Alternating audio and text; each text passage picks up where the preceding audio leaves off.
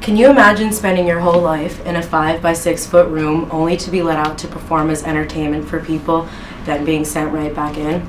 For the orcas in SeaWorld, this is their life. Today I'm going to show you how much SeaWorld neglects their most prized possession, the orca.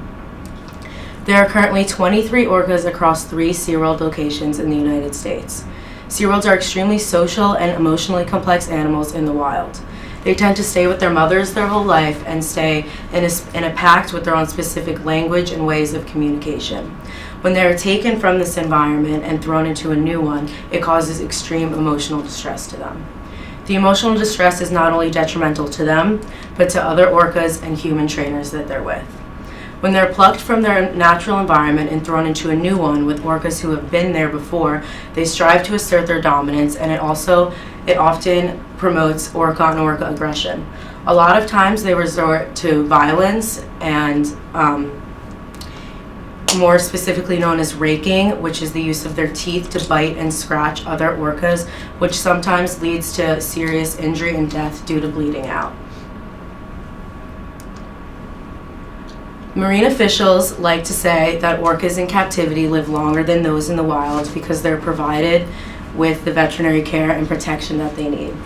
The lifespan of orcas in the wild can be anywhere from 50 to 100 years old, while in captivity it is less than that. There are a lot of factors that lead to this. When the orcas are placed into this artificial environment, they are chewing metal bars, swallowing toxic paint chips, swallowing other things that are very harmful and cause internal injury, damage to their teeth, and multiple other things. Perhaps one of SeaWorld's worst problems is their breeding program. Orcas in the wild typically don't start reproducing until around 14 or 15 years old, but since they live a lot less in captivity, they start breeding them as young as 8 or 9 years old.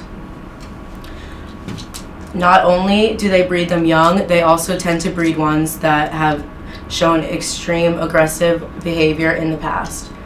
To put it lightly, Orcinus orca semen is worth millions of dollars. Since SeaWorld is a money-hungry corporation, they don't care about this, and they continue to breed them regardless of the predisposed aggressive behavior.